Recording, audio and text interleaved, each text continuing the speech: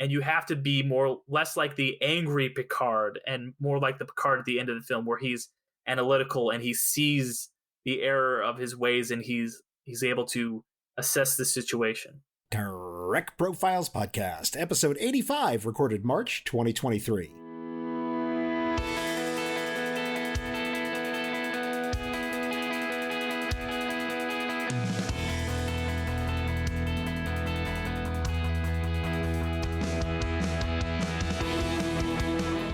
This is Trek Profiles, where each episode we chat with a Star Trek fan, we explore their fandom story, and we try to figure out why we all love Star Trek so much.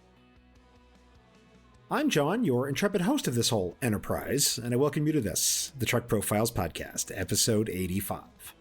If you wish to get in touch with us, you can reach us at feedback@trekprofiles.com, that's the email, or Facebook, or Twitter, or Blue Sky, @TrekProfiles. Spoiler warning. On this show, any episode of Star Trek may be discussed at any time. You have been warned, humans. As always, my trusty sidekick and co-host is the dutifully devoted, dependably determined, yet devotedly differential M5 Multitronic unit. Speak up, M5. M5 at full power. Let's see the messages. Announcements posted. This podcast is an independent show. If you'd like to support us, the best way to do that is just follow us wherever you're getting your audio. We're on all the major platforms, and your following us helps other Trek fans find us. The Trek Profiles Podcast is 100% advertising free. We do not have a supporters program or anything like that, but if you'd like to show some appreciation, I'd ask for your donation to our official charity here on the show, and that is the Children's Fund for Glycogen Storage Disease. There's a link at trekprofiles.com/donate to give directly to the charity if you'd like to participate. There are some lightly edited outtakes and bonus material at the end of this episode. They will come after the ending audio cards. Enjoy them, or not, as you choose. At the end of every episode, my guest faces my Kobayashi Maru lightning round. They get 5 terrible multiple-choice Star Trek questions, and they must give us their answer. After each episode drops, I tweet those questions out as polls where you can have your say. Now, I did a little experiment this time, and I did some questions on Facebook and some on Twitter. Not sure how I'm going to go forward with that, kind of playing it by ear. All right, let's look at the questions from episode 83 with Rob Norman and see how it went. It's always a terrible idea to go anywhere in a shuttle. Which shuttle should we most avoid? The Galileo, Shuttle Pod 1, the mining shuttle Nenebek, or the Delta Flyer? My guest said the Galileo, and it was also the choice online with 39% of the votes. The second place option was the mining shuttle Nenebek with 29%. The Delta Flyer came in third at 19%, and Shuttle Pod 1 with 13%. What's for breakfast? We have the Keiko option, kelp buds, plankton loaf, and sea berries, or the O'Brien option, scalloped potatoes, mutton shanks, oxtails, and cabbage. Both my guest and the people online were all for the O'Brien option, with scalloped potatoes getting a whopping 83% of the votes, with only 17% preferring the Keiko option. Which of these is the most offensive insult? Eat any good books lately? You pointy-eared hobgoblin. Herbert. Double dumbass on you. You are the son of a traitor. My guest said eat any good books lately, and he was in alignment with the Twitter poll, where that one got 39% of the votes. You are the son of a traitor got 25%, Herbert got 20%, double dumbass on you 16%, and pointy-eared hobgoblin 0. Which of these is the best quotation from a doctor? Sticks and stones won't break my bones, so you can imagine how I feel about being called names. If there's nothing wrong with me, maybe there's something wrong with the universe. Crewman Bennett and Hayden over there, do you see them? If I'm not mistaken, they are preparing to mate. Do you think they might let me watch? I need to borrow a cup of goo. What am I, a doctor or a moon shuttle conductor? Both my guest and the poll respondents preferred the Crusher quote. If there's nothing wrong with me, maybe there's something wrong with the universe. It got 37% in the poll, and at 0% was I need to borrow a cup of goo, which was from Dr. Bashir, by the way. That got 0, and the other 3 responses all tied for second at 22% apiece. And finally, TOS snack time. What are we having? Multicolored food cubes, plomeek soup, chicken sandwich and coffee, or meatloaf? My guest picked plomeek soup, but the people online were having none of that. They wanted those multicolored food cubes, and it got 52% of the vote. Chicken sandwich and coffee got 29, plomeek soup came in third at 14, and meatloaf got 5. Now, if you enjoyed those questions and would like to take a stab at writing your own for possible inclusion in the show, send them to me at feedback@trekprofiles.com or DM me on Twitter. And just so you know, some portions of the lightning round questions in this very episode were written by listener Adam Saunders. I thank Adam for his contributions to the show and for being such a good sport in sending in Kobayashi Maru questions. And also, I just have a little production note. If you've noticed that my voice doesn't sound quite right, it's because I'm getting over a little bit of a cold. And it sounds worse than it is. I'm fully recovered. Just my voice is lagging a little bit. But I needed to get this episode out. So here I am recording this just for you. Enjoy. Okay, that's it for announcements. Let's get to it. M5, start the show. Beginning transmission.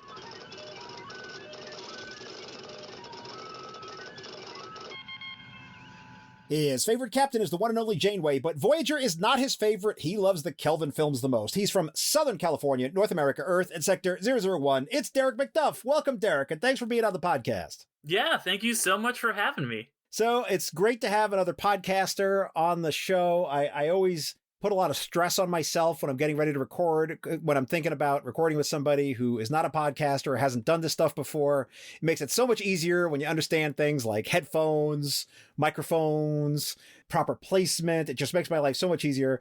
But I am not expressing a pro podcaster bias on the show. If you're a good Star Trek fan, I want to talk to you. So in this case, I got the double header here. You're both a podcaster and a Star Trek fan. So that makes me very excited to talk to you. But the M5 is a demanding co-host, and he demands that I ask question one, which is, Derick, are you a Star Trek fan? Yes, I am. I would put an asterisk on that. Uh-oh. And I would say I'm not, because I don't want the people coming after me, because I am definitely a Star Trek fan, but I might not be as big of a Star Trek fan as some of your other guests. I'm a more casual Star Trek fan. It's a show, and like the films I enjoy quite a bit, but I do not have an encyclopedic. I got a little intimidated listening to some other episodes. I was like, wow, these guys, they know their I would say I'm in that weird spot where you go to somebody on the street, I'm going to be a bigger Star Trek fan than them. You go to somebody on this podcast, I'm not going to be as big of a Star Trek fan as them. Well, I have to tell you, Derick, as familiar as I am with my own oeuvre, I have had on all different kinds of Star Trek fans. And one of the things I've been very, very clear about right from the beginning of the show is that I don't think it's a good idea for me to gatekeep the level of Star Trek fan. I see a lot of that on social media. I'm a little bit too terminally online in Star Trek Twitter and in some of the other social media spaces.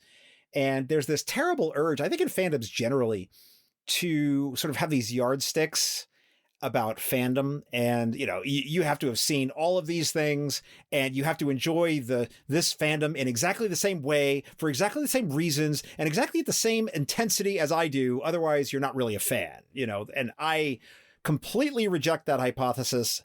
And that's just not how we roll up in here, yo. So I always ask the question, and if people say yes, I believe them. Well, that is very good to hear, because that was the one thing I was nervous about, was not you necessarily, but just like the community of gatekeepers, because I know sci-fi fans can get a little bit like you were just saying, like, oh, well, you know, you haven't seen all of the Next Generation, so are you even really a Star Trek fan? It's like, I love this stuff, you know? Hold on. I gotta call BS on that right now, because in my experience, it is not a sci-fi thing. Okay. This is universal across all kinds of fandoms, even things that have nothing to do with sci-fi. That's fair. That's fair. I will just give a quick personal example, which is I live in Las Vegas. We got our own pro hockey team. I might have talked about this on the show before, but the Vegas Golden Knights, and it was an expansion team. And there is this feeling that you run across in hockey fandom. You know, and I realize we don't use the word fandom really when applying to sports fans, but I don't know if that's really the correct word. You hear it more used in a sci-fi context, but I digress. But there was this feeling that unless you have been watching hockey from the time you were 5 years old and live in a real hockey town, you know, you cannot be a hockey fan. You know, it doesn't exist. Like it's just not a thing, you know, and it's like that. I have fought against that. And, you know, I embraced VGK hockey and this is what I do now. I didn't know anything about the sport before I started watching it as a fully grown man. And people who tell me that like, you can't be a fan unless your team has sucked for 15 years running, you know, which is sort of a thing in hockey. I just tell them to get stuffed. I'm not buying it. So if you say you're a Star Trek fan, we believe you on this show. Okay, well that I can breathe a sigh of relief then, and so and I understand that because I'm also a big hockey fan. I'm a Ducks fan, so we might have a little bit of a rivalry there, but that's There's no good. rivalry, my man. The Ducks have to play halfway decently for there to be a rivalry. Oh, you know what? I can't. You know what? I don't even have a comeback to that because they're awful. They've been awful for like 5 years straight. All right, I'm sorry. I should not do that. That's rude to my guest. We're starting off on the wrong foot here. Let's redo. Let's cause a temporal shift and go back in time and redo that. I'm giving you a hard time. No, it's great. I've never been that guy. Now, if you were a Sharks fan, then we'd have a real problem. Okay, we can agree on that. I am not a Sharks fan. I've dated a Sharks fan. It was not a good idea. So, all right, fantastic. Well, then let's bring back to the subject at hand and let's talk about Star Trek. So, when did you decide that you were a Star Trek fan? When did you say, there's this thing Star Trek out there, and like I'm into that? oh, that's a really good question. Like, when was it a conscious decision? Because I mean, it's always been sort of in the background of my life. I kind of definitely fell out of it in my teen years until I was in college. Because I'd been familiar with it as a kid. I'll say my dad I would watch it with my whole family. We'd watch like Voyager, like as you said, that's Janeway's my favorite. And now, then was that a first run? Was that first run Voyager? Okay, so we're talking mid 90s. Exactly, because I'm of the age where I'm 33, so that would mean that by the time I was old enough to kind of like watch TV and really like understand and comprehend what was going on, Next Generation was basically over, and Voyager was really kicking into high gear. The Next Generation films were kind of kicking into high gear, and then you had, let's just say, I don't know, the off years a little bit where you start to have your Enterprise, and I'm starting to get in my teens. I'm like, this is maybe I'm gonna get teased a little bit for this or whatever.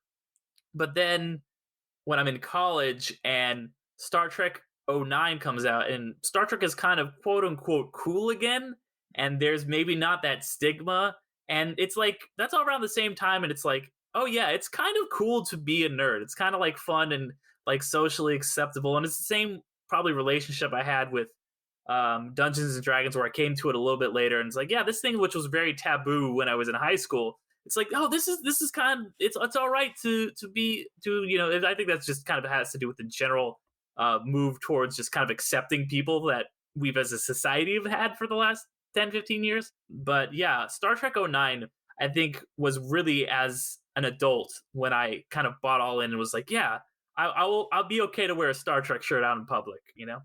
Yeah, I mean, the bridge of the Enterprise looks like an Apple store. There's lots of lens flare. Everything looks, very shiny and cool. Yes, it was definitely a thing, and it was certainly a change in really the Berman era, right? Which was sort of that all that '90s Trek. It sort of had the same look, with the flat lighting and the way that they shot everything. It was wildly different, and it was definitely a reinvigoration of the show in a lot of ways. So, when you were watching Voyager, did you start watching it with Caretaker, like an original broadcast, or was it just like, did you pick it up, if you can remember, when it was already being on the air? Yeah, I definitely watched it. Like, we would watch the new episodes on UPN or whatever every week, me and my family. It was kind of just a thing that me and my parents, and then I think my younger brothers probably watched it a little bit too, but they were probably a little young to get was going on. But I remember that being one of the first times that I was like, oh, this is serialized storytelling. This is not Gilligan's Island or something where it's every week, doesn't matter what happened before. And this is something that I think a reason why I like Voyager maybe a little bit more than some other Trek, more than a lot of people do, is because I do particularly like the kind of move to serialized storytelling where it's like there is a goal. It's not just like we're going to go on missions and stuff. It's like, oh no, the Voyager is trying to go home. There is a ending that they are moving towards, and it might be a little bit labyrinthine, going like, okay, it's still very episodic, where they're just going to do an episode here and do this mission, do an episode here, but there is an objective. And it came in that time period in the 90s and the early aughts, I would say, where it was a really good balance, where they had moved away from episodic storytelling and hadn't completely moved into like serialized something like where it's just like a long movie. It was right there in the sweet spot. You would see the same thing with some other 90s sci-fi stuff like obviously the X-Files, which would have Mhm. Monster of the Weeks, but they also had their large overarching story. My favorite show of all time, which is Lost, was very much the same, where there are these long arcs, but every episode is focused on a character and their kind of journey in that episode alone. And then I think the granddaddy of a lot of that, which is Twin Peaks. Okay, we're going to talk about Lost later. Maybe I'll put that in the bonus material because I have many thoughts and opinions, and I'll be curious to hear what you think about this. Interesting. I've had debates and arguments with people, so we'll see. I won't give away my position. We'll just say that that'll be more to come on that front. All right. I think one of the interesting dilemmas about Voyager is that you're right that they had this overall story about going home, and they did have these character arcs in the show, and characters getting together, and people growing over the course of the series. You saw a lot of that with Seven and Neelix, I think, in a lot of ways, and the EMH had a whole story. But at the same time, they didn't take the premise of their own show very seriously. So like they didn't run out of things that they should have been running out of, like shuttlecrafts or photon torpedoes. They never cared about any of that stuff, So it sort of had this weird built-in conflict where, we're going to take the premise of the show seriously, but then at the same time, we're going to ignore it at the same time. And it just, I mean, I love Voyager. I really enjoyed it, but I was always aware of this very strange duality in the show as a viewer. Yeah, no, I think definitely, because I talked about, being between the episodic storytelling and the completely serialized. It's probably because it is a 90s show. It is probably closer to that episodic side than the serialized, than something that is truly in the middle. But there's elements of both, and I appreciate that. But yeah, you're absolutely right. Okay, so you watched Voyager, the Kelvin films come out. I assumed you watched all of those, all three of them in the movie theater. Did you ever go back and catch up on all the other Trek that you'd missed?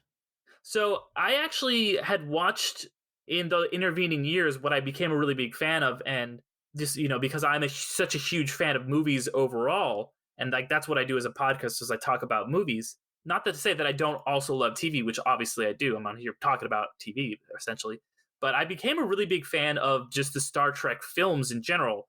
One of my very first introductions was First Contact, but I got really into the original run of Star Trek movies, particularly that like little trilogy that sits in the middle of them, going from 2, 3, and 4. And that kind of does that similar thing that I was talking about. And it's something that I would say like is pretty commonplace now with something like the Marvel films, where it's like this is a standalone thing, but these movies will build on each other and go to the other ones. And even within the larger series, there's mini arcs within the films. And it's a weird because it's like 6 films, but there's just a trilogy in the middle of that.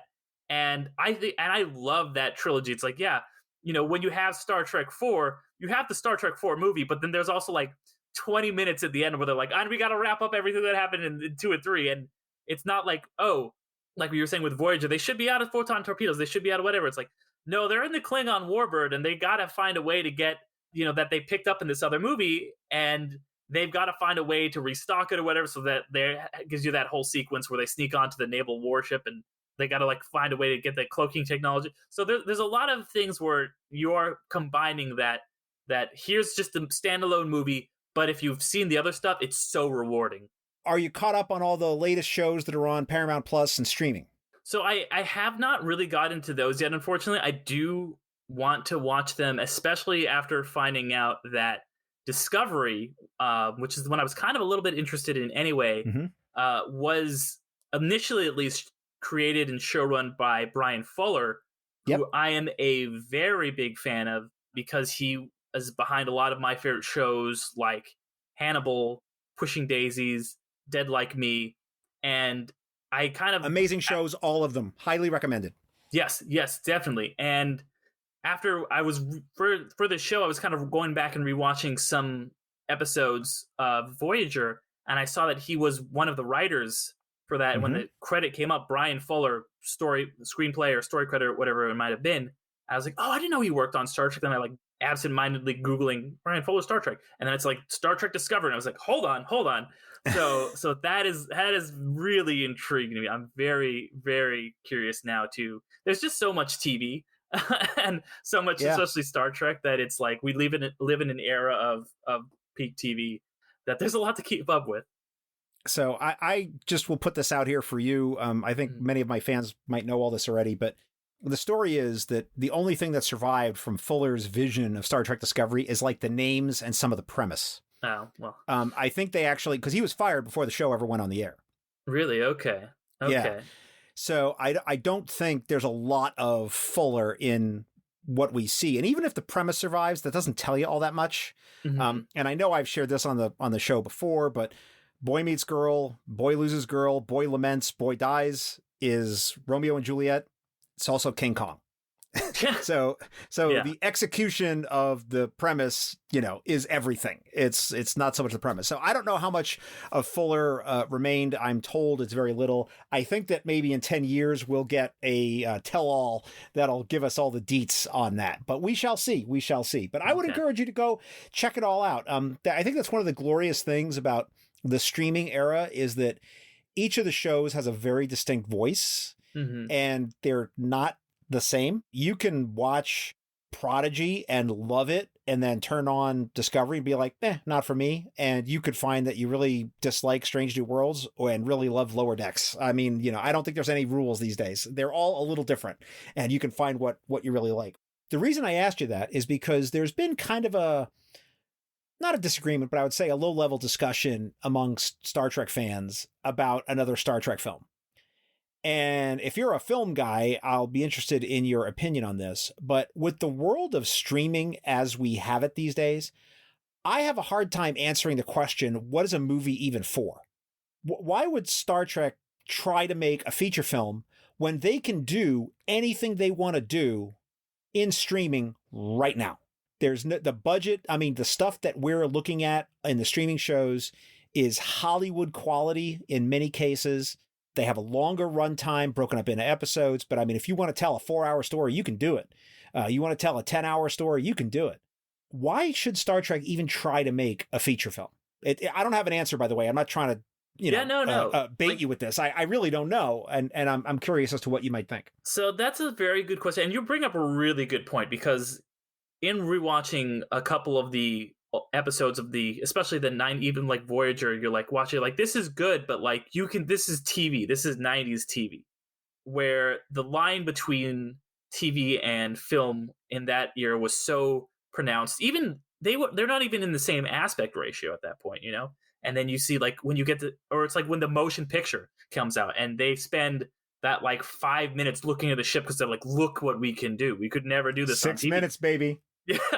But now they're like, hey, Ridley Scott did this with Alien, well, we're gonna do it even better. But now, like you say, there's that quality, the money and resources that can be put into TV rivals film, because of this era that we're in. But I think the answer is for the people like me, and like, I would say, especially even my dad, somebody who grew up with Star Trek. And it's the same reason that I think that there is maybe a little bit, I do appreciate, like, I'm a fan of the Marvel movies, and I'm like that they've expanded to TV as well. But when you have a movie, it's an event. It's something for people who might not necessarily catch the TV, or even if they do, it's like, wow, we are going to the theater. We're going to go have an event. This is going to be our big thing. We're going to get, and no disrespect to Anson Mount or any of the, like, any incredible actors, but it's a chance to, like, get some real movie stars and just have this big thing on the screen that you would not be able to get. And that's why, if they did make something, I would not want it to be like a streaming movie. I don't have anything against streaming movies, but to be like, yeah, we're putting a pin in this. This is something special here. Get the fans out to the theater, because watching Star Trek at your home with some buddies, obviously fun. But nothing beats being in a theater and having the shared experience with 60 other nerds and watching this thing come up on the screen and just like clap when the new Enterprise shows up or whatever it might be. Even though they are merging a lot, they are still different mediums in the way we consume them. And I think that's why it's important. I'm glad that there is because Trek Star on TV. I'm glad that it is having this great renaissance of TV, but we have lost that film going Trek experience, which for me personally was always fun. I loved every 2 or 3 years when I was a kid, and it's like, cool, there's a new Star Trek film. I watched it on the small screen, but now I'm going to go get to see Kirk punch some Borg in the face or whatever it might be up on 60-foot tall. Like it's special. Fair enough. As we record this, I have just come back from the Star Trek cruise. Ooh. Which was 7 days of Trek insanity on board a chartered cruise ship.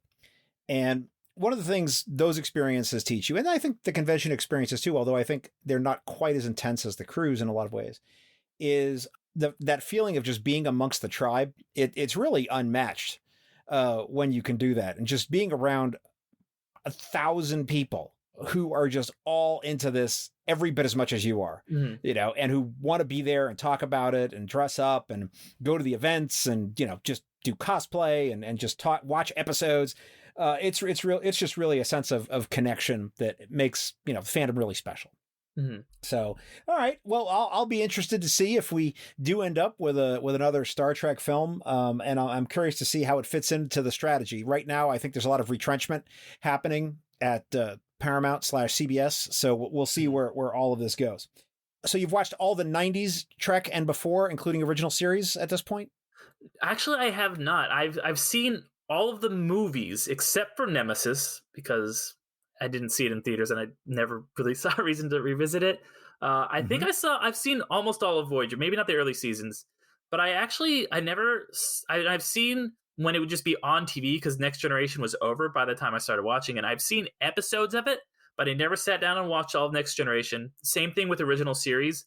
I've seen a lot of the just random episodes. My dad, like I mentioned, he was kind of a big Trek fan back in the day. He's in his early 70s, so he's right of the age to have grown up with that original Trek when he was really young and to have made an impact on him. So he's been like, you've got to watch this one. This is the one where they go back to World War II times, and it's so good. And so I've seen bits and pieces of a lot of that stuff, but not all the way through. Well, I would recommend you go back and you binge it now. I mean, you've got access to Paramount Plus. It's all on there, so you can start diving in with those episodes. And what's really great is, especially with TOS, what you're watching are the remastered ones, and not the originals. So there's some updated effects. They fixed a few weird little bits and bobs here and there, where you could kind of see like what the effects were and how they were doing stuff and, things like that. It's a much better experience. So I would encourage you to go do that. So, okay. Do you collect anything Star Trek related? Yes, I collect Funko Pops just in general.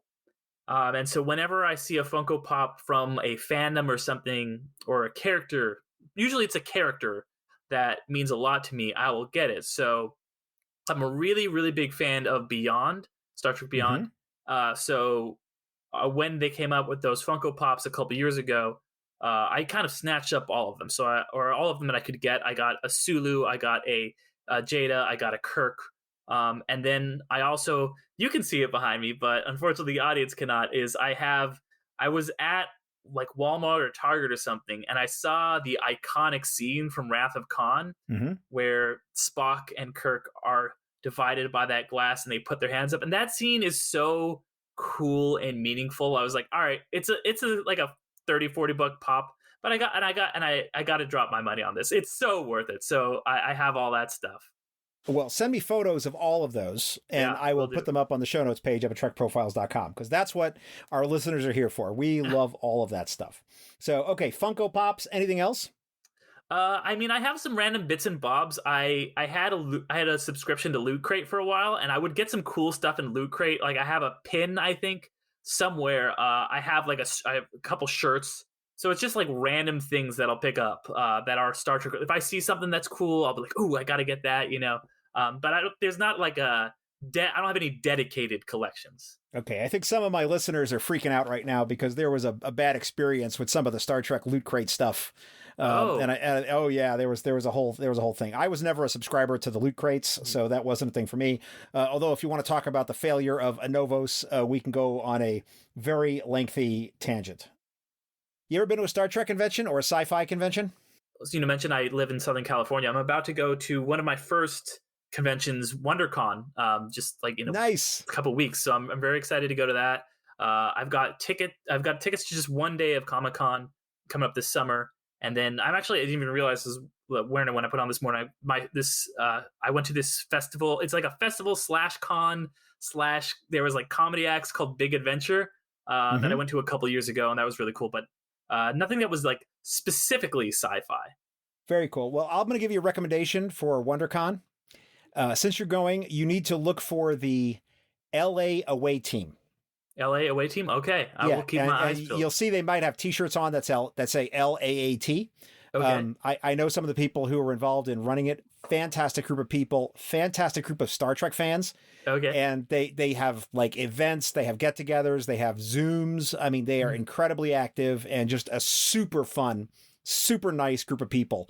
So, and I know they're going to be there. So at least doing like a group photo, and maybe they'll have a table or something. I don't know. But if you see LAAT anywhere, that's them.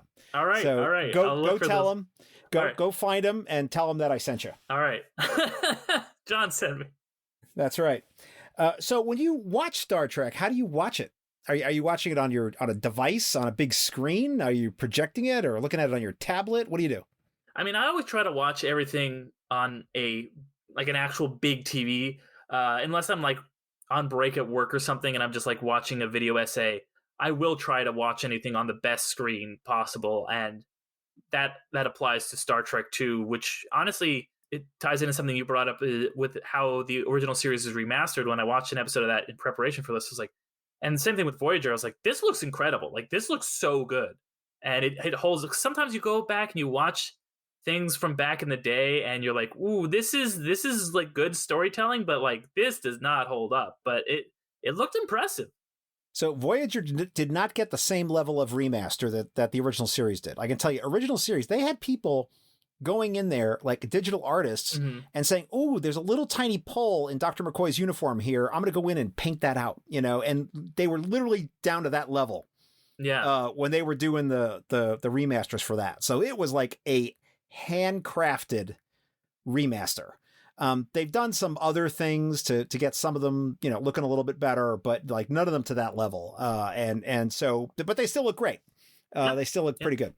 So, all right, fantastic. Well, I think it's time to talk about some episodes. Are you game? Yeah, absolutely.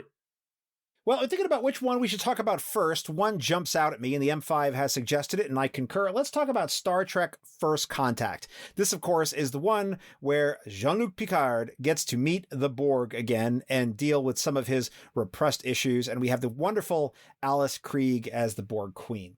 So what I want to know from you, Derick, is what is special to you about this film? Why did it affect you? How did it touch you? It's really a film about just kind of not judging a book by its cover, not jumping to these conclusions, not automatically assuming things. And because that is where they run into trouble a lot, they just assume that the Borg are completely evil and that there is no redemption, even though we've seen Picard himself be, kind of transformed into a Borg. And then in Voyager, even we saw 7 of 9 and her amazing arc, the whole thing about Zefram Cochrane, assuming we know about him, assuming we know about history. And that's one thing I think sci-fi does super well, is take these kind of big issues and make them not about prejudice or whatever in the world, these issues that apply to everyone, but kind of look at it through a more abstract way so it never feels preachy.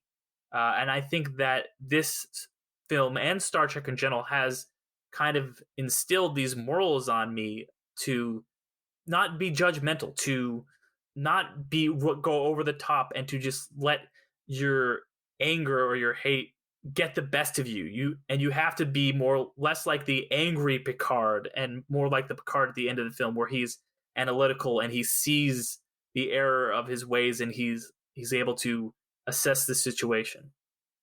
Let's talk about Equinox, which is Star Trek Voyager. It's a two-parter. It's the season 5, episode 26, so it's the finale of season 5, and also the first episode of season 6, episode 1. This, of course, is the one where Voyager finds another Federation starship, the Equinox, stranded in the Delta Quadrant, but they find out that there are some dark shenanigans happening on board the Equinox, which, let's just say, are not in the best alignment with quote-unquote Federation/Starfleet values. So what is it about this particular set of episodes that touches you? I talked about how I love storytelling that branches out from more than just an episode or more than just one story. And this, as you mentioned, it's a two-parter, but it's a two-parter split between seasons. And this is really my first memory of something being like that, something where there is a cliffhanger, where you're like, no, there's more to the story. And I'd obviously seen things like that from the past, but when I was very young, all of the Star Wars movies were already out. Empire Strikes Back, I can just go watch Return of the Jedi. It's there. But this was the first time I watched something and I was like, cool, let's watch more story. No, you have to wait. And it really instilled that concept of storytelling being able to be stretched across and to be told in a more long form way to me. And that's something that is so important to me in the way that I look at film and TV and storytelling in general. I would eventually, go on to major and get my degree in English literature. And that was really kind of the crux of it. Just these two episodes. And it's not even necessarily the content of the episode, although there is some good content in the episode. But the fact that, wow, you can do this. You can use this structure kind of blew my young mind. All right, we've already talked a little bit about Star Trek 2009 and how it helped you sort of get into Star Trek fandom and accept the fact that you decided you're a Star Trek fan of whatever kind. Is there anything more you want to say about 2009? I guess that I would say that, I think it does get a little bit of, a lot of the diehard Star Trek fans, I get why they don't like it, because it is kind of Star Trek for everyone. But I do think all Star Trek is for everyone. That's true. That's very true. All Star Trek is for everyone. Sorry, that's very rude of me, but I felt like I had to interject there. Please continue. I think that Star Trek 09 is definitely what they would call in quote unquote the biz, like 4-quadrant kind of entertainment, where it's kind of intentionally pitched to be as appealing to people of all kinds of ages and demographics as possible.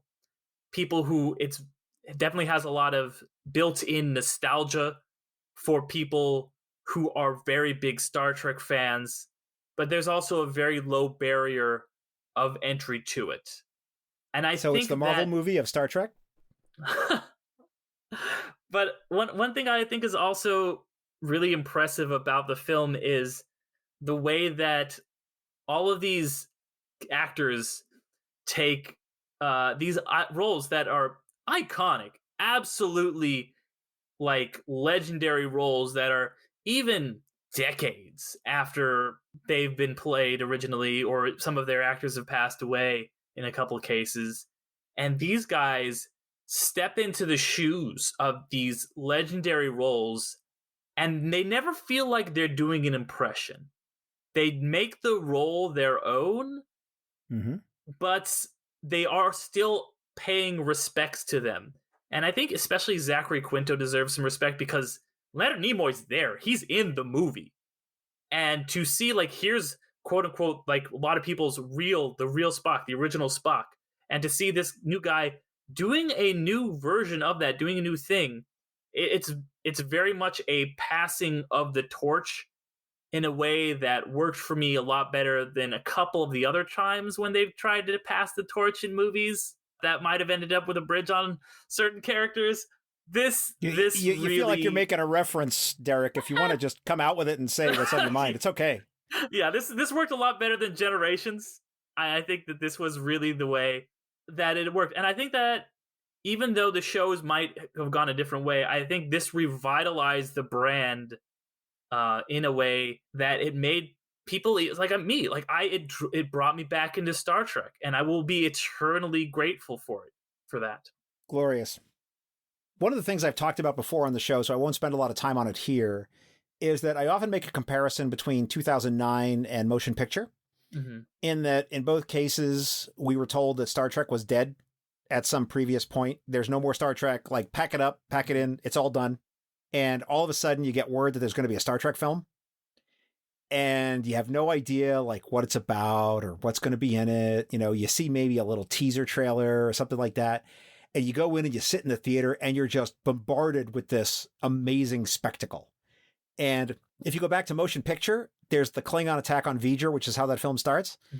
And it's just amazing to put yourself back in the mindset of there is no Star Trek.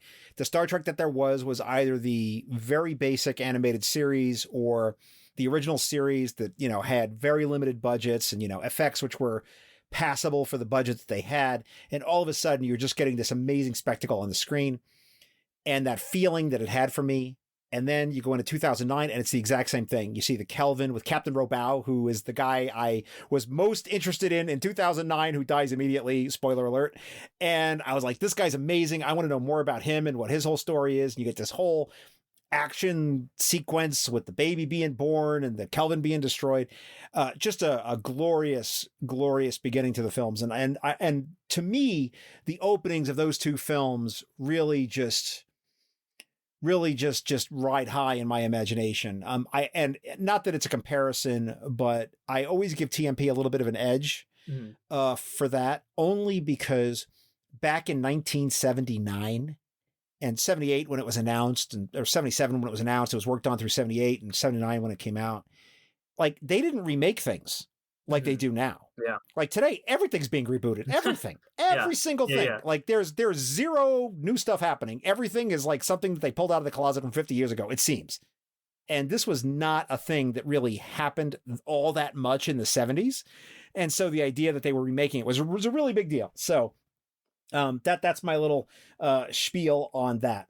All right, let's jump to a TOS episode. Now, this one comes up a lot on Trek Profiles, so I'm going to pressure you to say something new or interesting about it. And that's City on the Edge of Forever. This, of course, is the one where we go back in time and we discover that we meet the marvelous Edith Keeler. And we discover that this peace activist has to die for the timeline to be restored to what we know. And Kirk has to make that decision. Famously written by Harlan Ellison. And for any of my listeners who are not aware, you should definitely go back and read the story of Harlan Ellison writing this episode. It is a heck of a yarn. Lots of drama, lots of behind the scenes shenanigans going on. At one point, they even locked Harlan in his office and he jumped out the window. It just was unbelievable. So anyway, let's get right to it. What about this episode is special for you, Derick? Well, like I kind of prefaced, this is one of the ones that my dad showed me when I was very, very young. I don't even remember when I first saw it, but I remember him being like, and he also loved like the Twilight Zone and a lot of those kind of weird shows from this era. And this one stuck out to me because it has such a great moral dilemma in it. And a lot of great sci-fi, and especially a lot of great time travel fiction, has these really interesting moral dilemmas. And it's the classic question of, would you go back in time and kill baby Hitler? But instead of being like, would you kill someone to prevent the Nazis from like overtaking the world or whatever, it's like, would you stop someone from dying who you know is a good person and for the greater good? Like, these questions of the greater good are something that comes up again and again in Star Trek. And it's something that's, to this day, fascinated me with great sci-fi stuff. And the time travel mechanic allows you to kind of take these hypotheticals and see your characters interact with them. And Spock's being so logical, he's like, this is the logical thing to do. You've got to let her die. And Kirk being just such a raw, emotional character who always thinks with his heart, he's a hopeless romantic almost.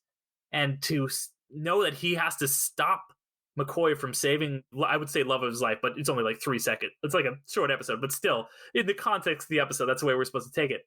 And that heartbreak you see on his face is so visceral. And I love all the stuff that, because Star Trek is really about how we're moving to this greater future, and it's a peace loving future. And that's something that this character that he falls in love with really is espousing throughout the entire episode. She sees this future that no one else in the grimy 1930s is able to see, but she's like, we're going to not use money for weapons of war. We're going to use it for coming together for peace.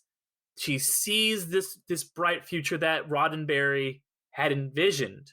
But to do that, she was wrong in the moment. It's Spock says she was right at the wrong time. And that's another great line. And I love that paradox of like, yeah, she's right, but she has to be wrong now. Otherwise, what's right can't succeed. And that's something that comes up over and over and again in Star Trek, is all these paradoxes is like, yeah, doing the right thing for the wrong reasons or the wrong thing for the right reasons. And what does that mean?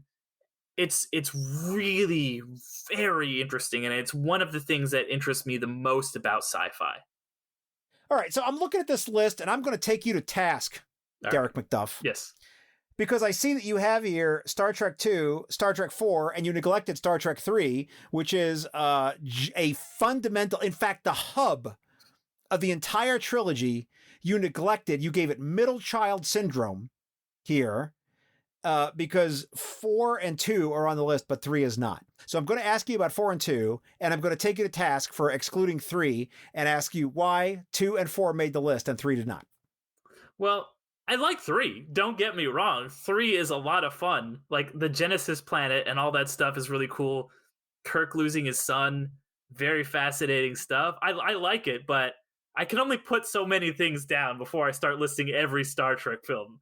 And as much as I love 3, 2 and 4 are two of my favorite movies of all time. So, and 3, while it's a good Star Trek film, it's not in the upper echelon of movies, the most movies that I will do. I can rewatch 2 and 4 just whenever. I'm not going to just throw on 3 necessarily, but I will just watch 2 and 4 any day of the week. I could watch the scene with Spider Guy in the bar talking to McCoy. Like any single time that comes on, I'm watching it. That's fair. That's fair. Stealing the Enterprise, James B. Sicking, with his little mace, Captain Styles, as captain of the Excelsior. I will watch that any day of the week. It's a good movie. I'm not arguing with that at all. The Klingons walking around the Enterprise looking for the crew and ending up on the bridge and talking to Krug and saying the computer's the only thing speaking. And then, of course, the destruction of the Enterprise. I will watch it any day of the week. I also love any Star Trek movie where the Enterprise blows up. It's one of my favorite things in a Star Trek movie. I love a good Enterprise blows up in a movie. I don't know if you've had exposure to this because of how much Star Trek you've watched. That's not a critique. I'm just saying this is something that's in store for you. But especially in TOS, there's a recurring theme of automated devices or artificial intelligences, or even non-native, meaning to the Federation, intelligences trying to blow up the Enterprise. And it occurred to me as I was recording another episode that I don't think has come out yet as we record this, that at the end of the OG Enterprise in Star Trek 3, Kirk actually talks to the computer into blowing up the ship, which like in TOS, like there's like 15 episodes where the whole point is to stop the computer from blowing up the ship. And here in Star Trek 3, that's exactly what he does. He has the computer blow up the ship. So it's an interesting little symmetry in there. So it's one of these things that kind of when you notice it. And if you go back to watch TOS, you'll see that again and again. But okay, I was giving you a hard time about 3 as I want to do, but I really want to hear about 2 and 4. So tell me what's special about them to you. I'll start with 2. It's a really good counterpoint to City on the Edge of Forever, which we were just kind of talking about. That ultimately takes kind of a more utilitarian view, a view of like, for the greater good, we've got to let this person die. And Star Trek 2 kind of takes the opposite approach to that. You have Spock, who's still very logical. He's still that same character. And he has that line that he repeats about the good of the many must always outweigh the good of the few or the one. And he kind of says that over and over again. And the way that he sacrifices himself at the end maybe in the context of 2, you could take that as an argument for it being right. But when you watch 3, and then especially 4, you see that the connection that Spock and Kirk have is very special. Their friendship is very meaningful, and that's something I think you don't get enough of in a lot of movies, is a real strong male friendship, and it's only able to exist in Star Trek 2, particularly because these characters have such a rich history together. It's something you will see a lot of relationships in movies where there's a lot of importance put on a romance, or there's a lot of importance put between female friendships, but there's maybe a handful of like characters that have such a strong platonic male bond. And I know, there's fans that take a different view to that relationship, but I do appreciate that, yeah, like we are allowed to just have men that are able to express their platonic love for each other. I think that's something that is, and like society as a whole is kind of like, you don't say that you love your friend, like, whatever, it's just got to be manly and like, yeah, whatever, guy. But like they really love and care about each other. And that scene that they have, that's why I bought the Funko Pop where they are saying goodbye to each other. It hits so hard because these guys love each other deeply and powerfully, and that relationship is the driving force of that film. More than any of the great stuff with Khan, more than any of the cool action scenes, it's really about these two men. And that's really cool.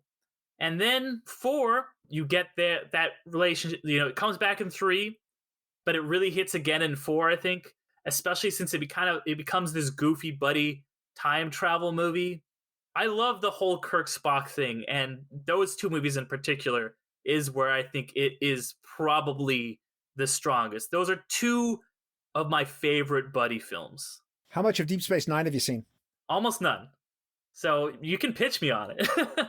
So no, Deep Space Nine is fantastic, Yeah. and it sort of within the Star Trek fandom is sort of its own little cult of Deep Space Nine fans. Deep Space Nine fans, the only ones that when you say, "Oh, do you like Star Trek?" They're like, "Yes, I like Deep Space Nine, and it's the best Star Trek." Like they're the only ones that will say that. Yeah. TOS people don't say that. Next Gen people don't say that. Enterprise people don't say that. Voyager people don't say that. But the Deep Space Nine people, they will tell you it is the best Trek.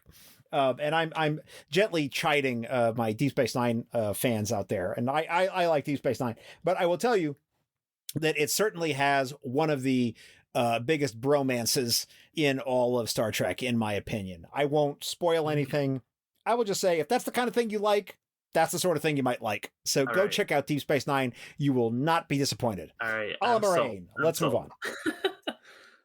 All right, let's talk about The Void, Voyager, Season 7, Episode 15. And this, of course, is the one where Voyager gets trapped in an empty region of space where other stranded starships are engaged in a Lord of the Flies sort of battle for resources to get themselves out of the void, or at least to survive.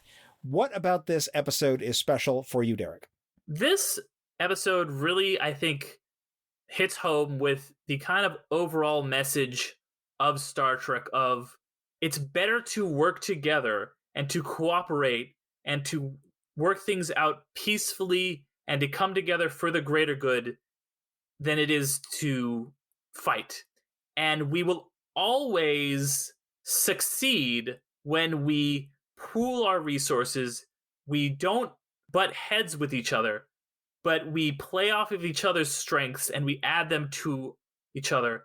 And and we are always going to be the strongest by working together. It's the same thing as I was just talking about with the kind of grand view of the future that Roddenberry had. And I think that on a microcosm and just 50-minute long story, this is one of the ones that does that the best, because you see it play out in real time and you see the stance that Janeway takes. And this is also why I love Janeway. She is so uncompromising, and she is able to just kind of bring these people together through her charisma and through just her telling them, this is how it is, we should work together. And you see, and to just compare her to Kirk a little bit, I know it's a different scenario, but when you see Kirk in the episode we were just talking about, and he's just like, "Oh, let's just steal those clothes. We'll steal from the rich and gives them back eventually," you know. And Kirk is very flexible on his morals. Janeway, she's not flex. She is like, "You stole this from another ship. You murdered people. You are out. We would be accessories to murder if we accepted it."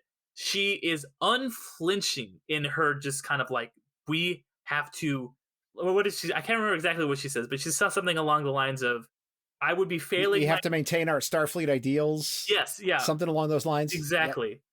Yep. And then she succeeds in the end.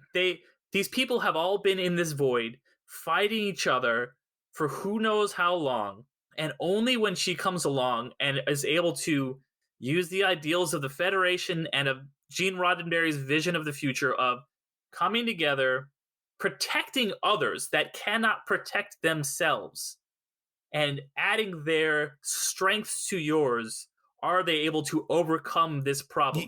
You mean by adding their distinctiveness to our own? Well, hey, there you go. Sorry, that was very rude of me. I apologize. No, it's okay. I mean, it can maybe that's a point that it can go too far, because you don't want to lose your individuality in that. And that's something that I do appreciate, is they do still respect everyone's individualities. And when someone doesn't want to leave the void, when those natives of the void don't want to leave the void, they're like, yeah, you can stay in the void and actually help us out by sabotaging their ships.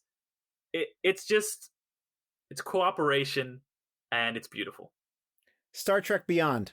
Star Trek Beyond is just a great, fun movie. It does a lot of things that I really love from a reboot.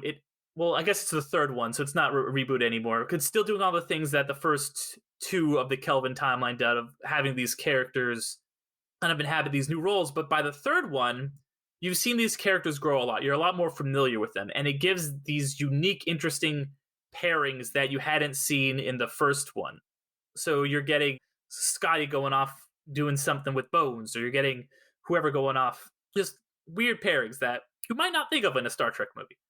I do appreciate, by the way, that it has that one of the best needle drops in history, when they have the Beastie Boys play and it's sabotage and they're sabotaging the ships. That needs to be said. I can't talk about Star Trek Beyond without mentioning that, because that's one of the most iconic moments in any movie to me. I really love it. It's very optimistic, I feel like, about, it's that same thing we've been talking about the ideals of the Federation. They go up against the kind of, literally, there's a character that is personified of the way humanity used to be and is today, about this kind of warlike mentality.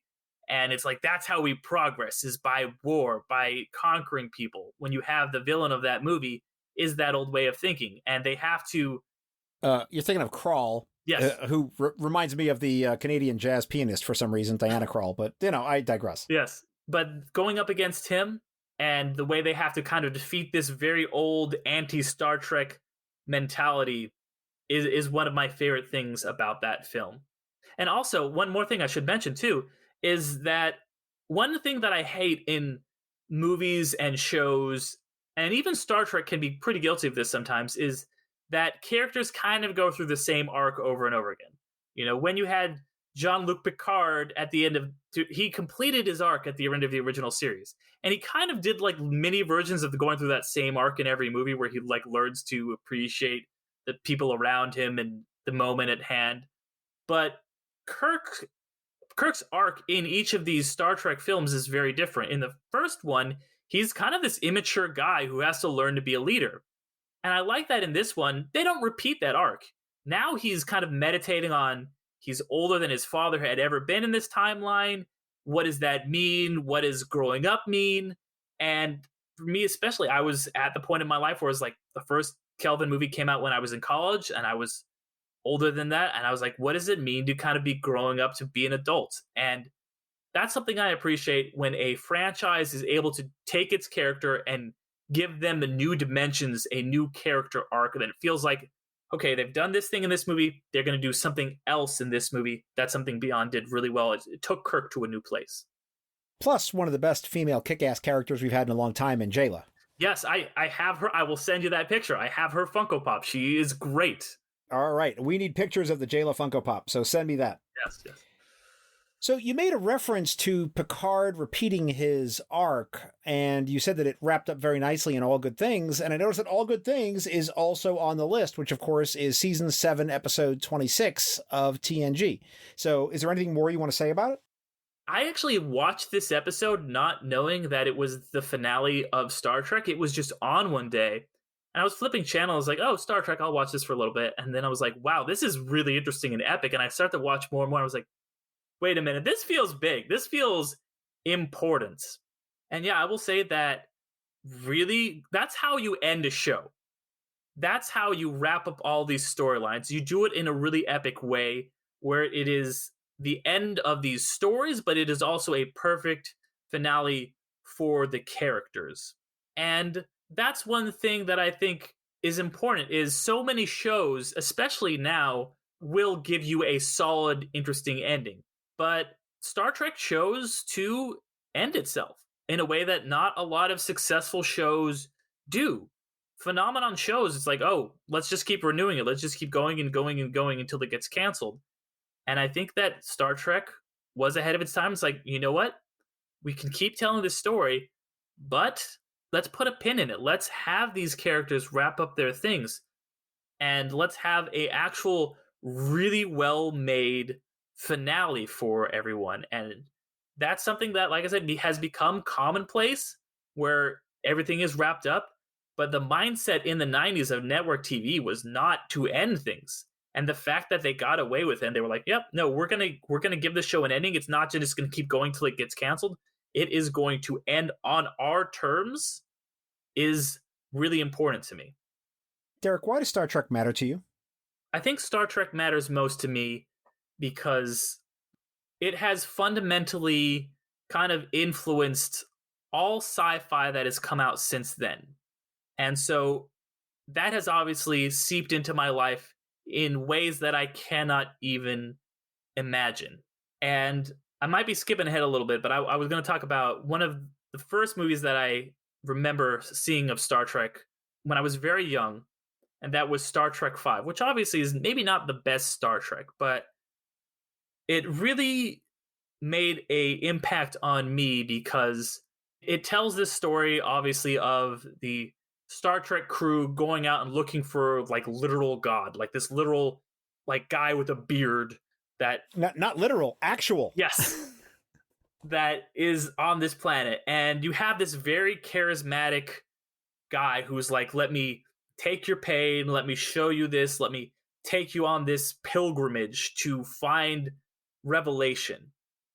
And a line that has always stuck with me from that movie is when Kirk says at the end, he's not out there, he's in the human heart.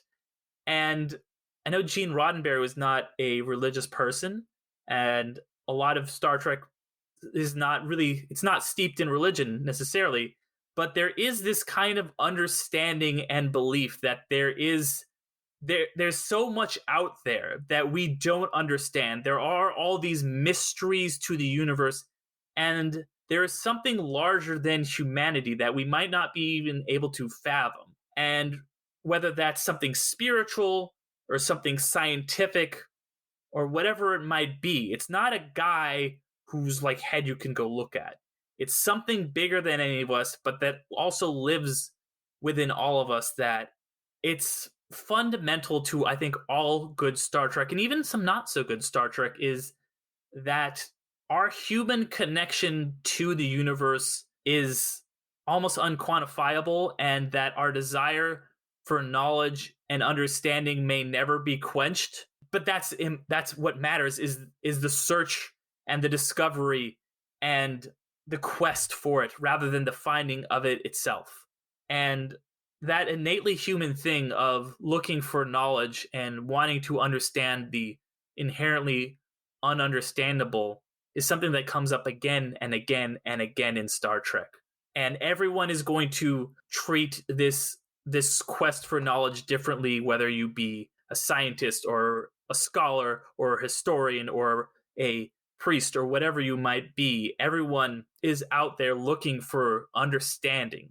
And that's what Star Trek does so well, is it talks about the human experience of wanting to understand.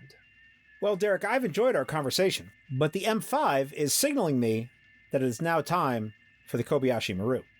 The Kobayashi Maru is a challenging and difficult test, cunningly prepared by the M5 just for you.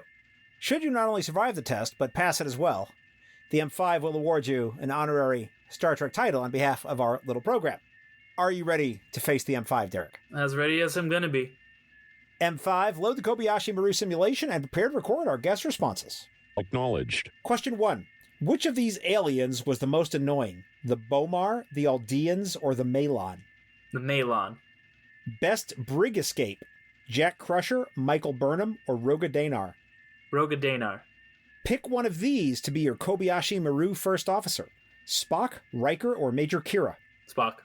Best bridge eviction? Picard to Worf, Riker to Picard, or Kirk to Bailey? Picard to Worf.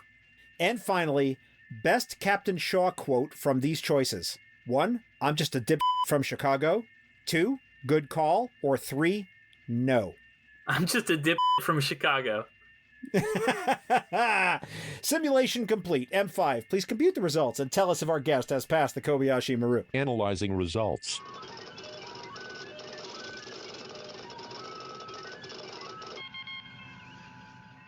Derick, I am pleased to tell you that the M5 has calculated that you have passed the Kobayashi Maru simulation. Congratulations. Thank you, thank you. And now, the M5, who has analyzed your answers, will award you an honorary Star Trek title on behalf of our podcast. M5, what title shall we award our guest? Derick is awarded the title of Morale Officer on board the USS West Covina. So there you go. Okay. So, Derick, why don't you tell people how they can get in touch with you and how they can follow your other podcasts? Tell us about your other shows and where they can follow all that stuff if they're interested. Yeah, so I do a podcast. Like I mentioned, I'm a big film buff, and I do podcasts about film. The main one is called Underrated. It's a film review show where we take a look at films that are underrated or underappreciated. We've actually covered a Star Trek. We've covered Star Trek Beyond, so if anybody out there would like to hear us talk about Star Trek, check that. Maybe start with that one. It was my pick. Like I said, I'm a really big fan of that film. I do a couple other podcasts, including Infinity Stones and Dragon Bones, where I talk about Marvel movies. And I do one with my friend Damien called Can I Say Something? It's just kind of more of a general pop culture, what have you been watching type show. But look up Undercast Company on any of the social medias. That's where you'll find all of my podcast stuff. And we'll have links to all of that on the show notes page up at trekprofiles.com. Remember, Trek Profiles, ad-free, tracker-free, 100% free. So go there, check it out. You'll have links to everything we've talked about in the show, including a breakdown of all of our show content and links to all of Derick's material. Derick, thank you so much for being part of Trek Profiles. Thank you again for having me.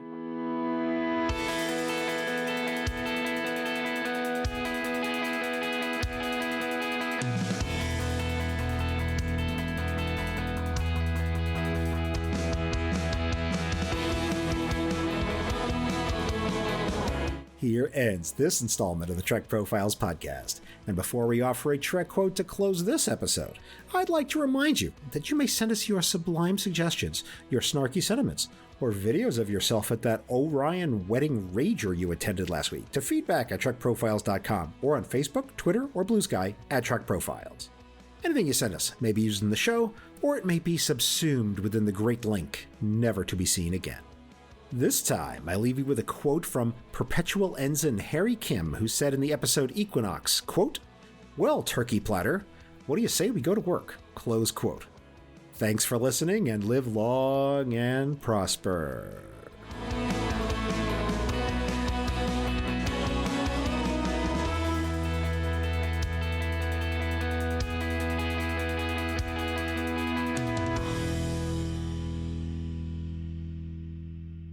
This handcrafted podcast is brought to you by Stars and Sky Media Lab.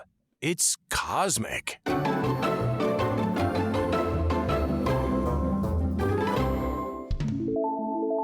right. Are we all set then? Yeah. All right, Good to fantastic. go. Well, welcome to my wife's closet, because that's where I record from. So this is all of her clothes and her shoes. You can see the shoes reflection in the mirror over there. So this is my best recording spot. Very nice. Absolutely no echo. And I tell her when you come home from work, you just gotta chill for a bit. So I leave her house clothes out so she can change, but she ain't getting in here until we're done. you gotta do what you gotta do to be a podcaster, I'm not gonna give you any spoilers. But I will say that in the season 3 of the Picard show, we meet this character, Captain Shaw. And he's so unlike every other Star Trek captain we have ever met. And his lines are so well written that literally every third line I could have picked of his and put it in that question. He's like, these weren't even some of the best ones. Right. So watch all of Next Gen and then go watch the Picard show. Okay. And you can experience the gloriousness that is Captain Shaw. I will say, I hope this doesn't make people too angry, but I did watch the first season of TNG and I had a really hard time with it. No, it's not great. Yeah. It's not great. And I was like, the first... when does this get good? Okay. No. That's totally fair, and I'm glad you asked, sincerely. So one of the things about the fact that Star Trek TNG was so long ago is that we now know a lot of the behind the scenes details because people have spilled the tea, and the fact is there was just a lot of chaos behind the scenes. In fact, there was a documentary by Shatner called Chaos on the Bridge. Documentary. Yeah. Okay, then you know. Yeah. So you had Maurice Hurley, who was running around. You had Gene Roddenberry, who was deeply involved in rewriting stuff, doing crazy stuff. It's not until season 3 that TNG really gets its groove. Okay. And not only that, but like seasons 4 and 5 are some of the best Trek that's ever been. And, season 7 kind of has its high and its low points, but definitely worth watching. And season 6 should not be discounted either. So it's peak Trek in so many ways. Okay. You're missing out if you haven't watched it. Sincerely, and season 1 is not representative of all 7 seasons. I definitely need to go give it another try, but it was wearing on me, honestly. I was like, oh my gosh. Yeah, I really need to give it another try because I was like, I love all these characters, but some of that early stuff was tough. So that's kind of the premise behind Lower Decks. That's so fascinating. I always love that kind of like Rosencrantz and Guildenstern are dead type. Like, what were these guys doing? Like, that stuff is so. That's another reason I loved Voyager. Like, I'm not saying it's the same degree, but like, it's like, yeah, the Enterprise is always the ship. But here's another ship. What were these guys doing over here? I absolutely adore that kind of thing. Boom diggity, we're done. All right, cool. Was that good for you? That was great. Yeah, that was fun, man. All right, so I got to ask you some questions. All right, we didn't prep any of this. All right. Most underappreciated film of all time. Go. Speed Racer. Tell me about it. I know nothing about it. Speed Racer. Pitch me. It's a movie that got fundamentally misunderstood by almost everyone. It's because it's so earnest. It came out right when The Dark Knight and Iron Man were coming out, and those superhero just kind of more realistic, kind of like this needs to be gritty or whatever, like Nolan stuff was happening, but also the MCU and just kind of like, this is so unlike either of those. So when was that? Like 2010? 2008. When was that? 2008. Okay, I wasn't that far off. Okay, 2008. Okay, go ahead. And so Speed Racer, though, did you ever watch the Speed Racer cartoon when you were a kid or anything? It was sort of a Japanese sort of anime. Yeah, it was like one of the first animes style to hit the US. Yeah, with the kid racing in his car. It's so much like that. It's like, what if a cartoon was real life?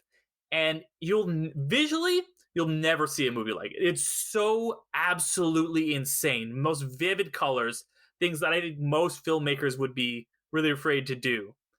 And just the Wachowskis are absolute master storytellers. It's the movie that got killed by audiences, got killed by critics, and it got... Wait, what's up? No, my wife is texting me. Oh, sorry. I'm going to answer. She's asking me a question about whether she wants to buy a thing for the dog. Go ahead and answer your question. But it got misunderstood by critics, it did terrible at the box office. People didn't like it, but a couple people really did like it, and I think it is kind of getting a reappraisal because it is absolutely just unapologetically earnest and good natured, and it's just about family and just like Star Trek, standing by what you know is right and being uncompromising on your morals. It's incredibly anti-capitalist in a way that I think was not really appreciated in 2009, but it would definitely be appreciated in 2020, and especially by Star Trek fans, where the villain is just kind of this big cynical corporation that they're like, racing is fixed and everything you do doesn't matter. And he just kind of sticks it to that in just kind of the most beautiful, earnest, awesome way. It's pure movie magic. All right, so now I'm going to ask you the opposite. Tell me the most overrated film in your opinion. Gravity. That movie. Oh, the one with Sandra Bullock. Yeah. You know, I'm not like Pauline Kael or one of these critics who likes to just dump on movies, but Pauline's a giant in the movie review like genre. So, okay, yeah. Go ahead. But she loved to just tear down beloved movies. And that's never been my bag, but I have never been able to stand Gravity. It's a movie that I fundamentally think it's a movie that's like 85 minutes long maybe, and it feels like it's 3 hours. It's so boring. I've talked about I love the spectacle of Speed Racer because that's fun and innovative, and the spectacle is all there in service of the story. And this feels like the story is there in service of the spectacle. It's so boring. Sandra Bullock is not good in it. There is basically no script. It's just convoluted, just going from A to B to whatever. It's got a strong female protagonist, but actually she's just a woman who can't do anything until she imagines a man being able to help her out. I think it's very anti-feminist. I'm not a very Alfonso Cuarón. I don't like Alfonso Cuarón that much as a filmmaker. People love him. I think he understand metaphor. He just makes like, the Harry Potter books. There's a thing about like, oh, when the Dementors showed up, you feel cold, and he's like, well, then they'll just freeze everything. It's like everything doesn't need to be literal. And Gravity is like the most literal movie I've ever seen. It's just spectacle over everything else. Nothing is there to be. It's all there just to look cool, and that's it, in my opinion.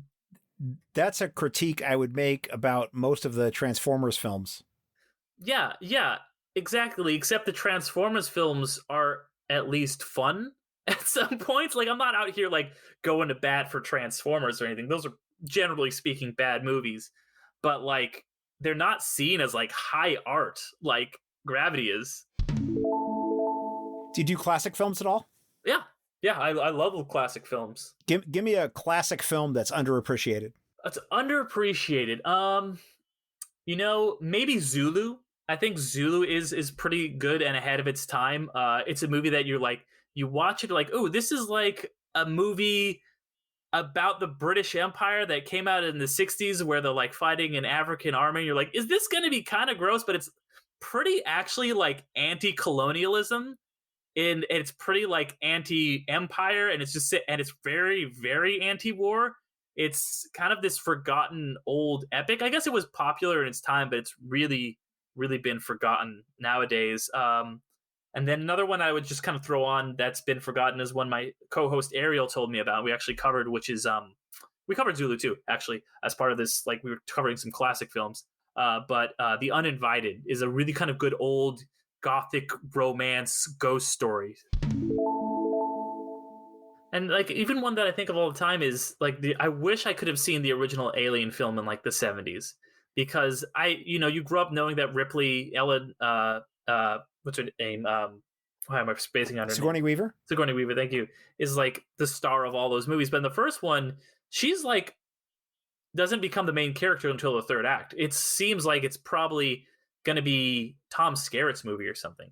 And so like if I'd gone in like and find out that she was the final girl, to use a term for the horror community, in the moment, that would have been amazing. So you know that entire movie was written gender neutral. Yes, yeah, I know, and that's something that as I bring up to people a lot. And I think it's really interesting, and that's probably what that's one of the things I say is like somebody asked me for writing advice once. Is like, how do I write a good woman? I was like, just don't write them different, like because she was originally written as a man. They were just like, let's just make her a woman, and I think that's part of the reason why Victoria Cartwright's character is so not great in that movie is because they did not do a very good job of writing a female character.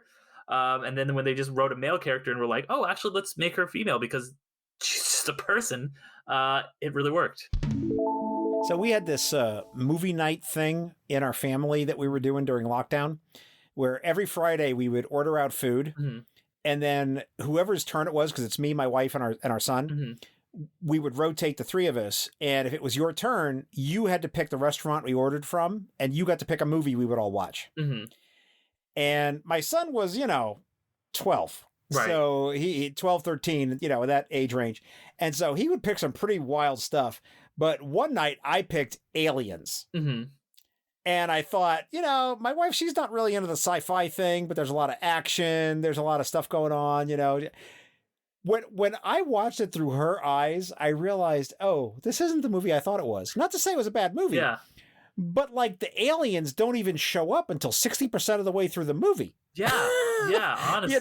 And she's just like, what is this aliens? This isn't about that. This is about this woman who's having work issues and, dealing with her lost kid. And I was like, you're not getting the whole point, And she's like, no, I'm getting the point just fine. I don't understand what this movie's about, and she really, forced me to rethink the film. And I still love the movie, but I want to know about Lost. So I'm just going to put it right out there. I describe it often as the most disappointing, terrible TV show of all time. Started strong, went nowhere, ended in disappointment and sadness, and is vastly overrated and no one should watch it. That's my point of view. Tell me I'm wrong. You're wrong. So Lost to me, I think a lot of people... By the way, that's my real point of view. Yeah. So continue.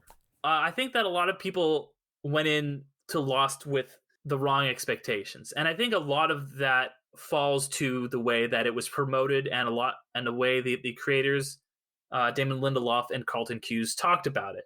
And also because the beginning of the show was tied to J.J. Abrams, although he was not really involved at all after that first season, and how it was kind of built up as this mystery box type show. Right. But that's not what the show really was. The show certainly had those elements, and it had a lot of cool sci-fi stuff, but it was really a show about the characters and about the character relationships. And I know that a lot of people hated the finale and the last season for not just listing off the list of answers to all of the questions that were brought up in these supposed mystery boxes. Although I will contend that all of the answers are there. If you look, they are everything that is a mystery. You can explain. There is an answer for everything. But that's not the point. It doesn't matter because the whole crux of the show is just like what I was saying before about Star Trek, is that the search for knowledge and the search for mystery and the people that we make connections to are more important than the answers. And I think that is so evident that Damon Lindelof, when he made his follow-up show, made that explicit. When he made The Leftovers, it was all about how we don't have answers, and that there are some questions that we will never have answers to, and we need to live with that, and we need to accept these relationships in our lives, and just kind of let the mystery be. A line which he put into the theme song of The Leftovers. So I just think that it is fundamentally, and I'm not trying to condescend you and saying, oh, you didn't get it or anything like that. But no, it's okay. I think that people really, the expectations that were set for a lot of people, and like I said, a lot of that falls to ABC and the way they pumped it out and the way that J.J. Abrams gets seen as the auteur of this show, despite the fact that he is not. And I'll give you one little story to kind of illustrate that point. And you've seen it all, right? Yeah. So, yeah. Unfortunately, I did. I spent far too much time on it, which I should not have done. So but go ahead. One of the big mysteries, obviously, is what's in the hatch in season 1. And J.J. Abrams is like, we're gonna let's split. He wanted to put the hatch in very early, and they had the idea for the hatch, and Damon Lindelof was basically like, no, we're not gonna put the hatch in until we actually know what's in it. It was JJ's tendency to put in a mystery box, and whatever is going to be in there, we'll find out later. And so they didn't know about Desmond. He didn't know about Desmond Penny. Yeah. So, but Damon Lindelof, they didn't put the hatch in until Lindelof had said, all right, there's going to be Desmond in that hatch. That's when they finally wrote it in like the episode, I forget, like when it was in the middle of the first season, they put in the hatch because he finally had an answer. And the reason, when asked why was Desmond in the hatch, and he's like, the most interesting answer to a question is a person, because a person has has a life, has qualities, has a love penny, has all of these things. And that really connects to what resonated for me about the show. Is that's the most important answer to these mysteries, is the connections that you make with these people. And that's what the whole show is about. When I think of Lost, I think of nothing but disappointment, sadness, and the fact that, if you watch the show, someone hit me with this fact, and I can't stop thinking about it, which is, if you actually were to re-edit the show in chronological order, they don't even get to the island until like season 3. I mean, actually, that's a thing. Someone did that. It's called Chronologically Lost. And oh my God. I haven't watched it, but I mean, it is, again, I don't know. If you re-edited Memento, I don't think that movie would be any good. Like I don't know why that something needs to be, because it's film as a medium where it's like, you can tell things non-sequentially and it works. All right. So you want me to I'll give you an example of when that actually works for me. Okay. So I'm not against that kind of stuff, but in my mind, the film that is absolutely magisterial when it comes to timeline messing around, it's a lesser known film, not really in the sci-fi fandom era, but it's a film called The Sweet Hereafter. Okay. I don't know if you've ever seen it, but it's about a tragedy it's about a tragedy. Okay. Let's just put it that way. And I would just do me a favor. If you don't watch any of the Star Trek, you know, to hell with all that. Just go watch The Sweet Hereafter. Come and email me, or, we can even come on and talk about it. I'll put it out as bonus content. We can do like 10, 15 minutes on it. I'd be fascinated to hear what you think about it. That is one of the best films where they mess with the timeline in a way that is so moving and causes such pathos. I saw that film when it first came out, and it's maybe, I don't know, 15, 20 years old now. I'm going off the top of my head. I still think about it. Okay. All right. I might have to check it out. I'll give it a chance. The Sweet Hereafter. All right. If you do one thing for me, do that.